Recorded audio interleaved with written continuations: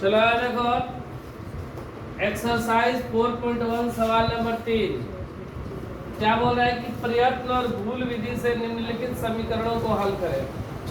तो ये समीकरणों को हमको हल करना है किस विधि से, प्रयत्न और भूल विधि से। तो इसके लिए हम लोग क्या करेंगे ना, पहला सवाल है ये 5p + 2 = 17।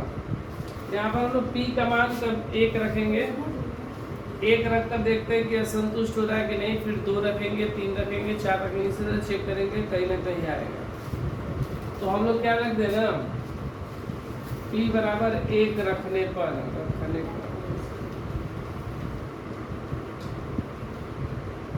5 गुणे p की जगह पे 1 + 2 = 17। 5 कम 5 + 2 = 17, 5 × 7 = 17।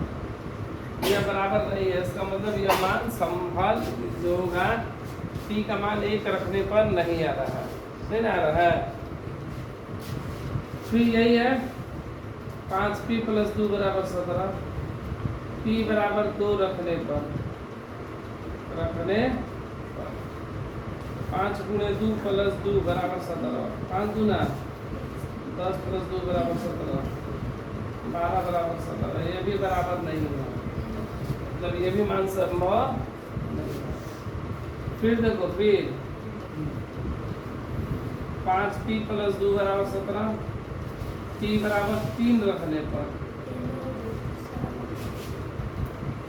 5p के मान 3 + 2 = 17 और 15 + 2 = 17, 17 = 17। तो इसलिए p का मान मेरा क्या होगा, p का मान 3 होगा, इसलिए p = 3 आंसर। ये तो सब बराबर नहीं है, इसलिए p का मान 3। आगे देखो सवाल नंबर 2, इसी में देखो 2 नंबर में क्या बोल रहा है कि 3m - 14 = 4। हम लोग यहाँ पर फिर m = 1 रखेंगे, 2 रखेंगे, 3 4 5 जब तक नहीं आता है। तो m = 1 रखने पर 3 × 1 - 14 = 4, 3 - 14 = 4, घट गया, 14 में से 3 गया,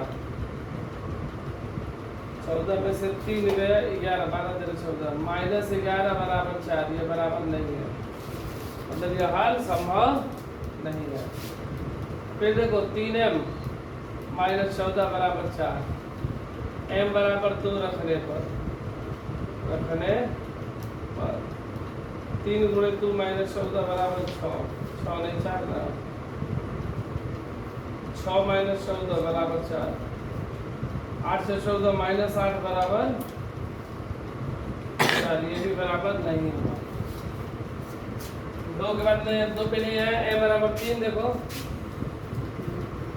3m - 14 = 4, m = 3 रखने पर 3 × 3 - 14 = 4, तितरी का 9 - 14 = 4, 14 में 17 में 5, नहीं आया, इस पे भी नहीं आया।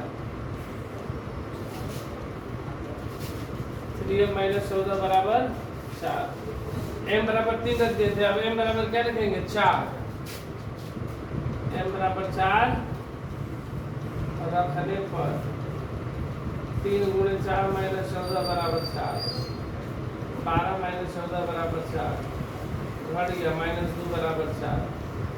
अभी भी बराबर नहीं आ रहा। और देखो 5 रख लिया जाए,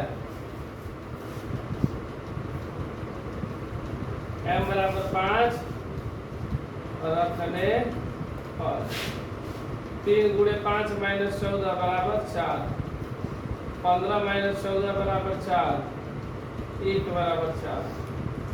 अभी भी नहीं आया।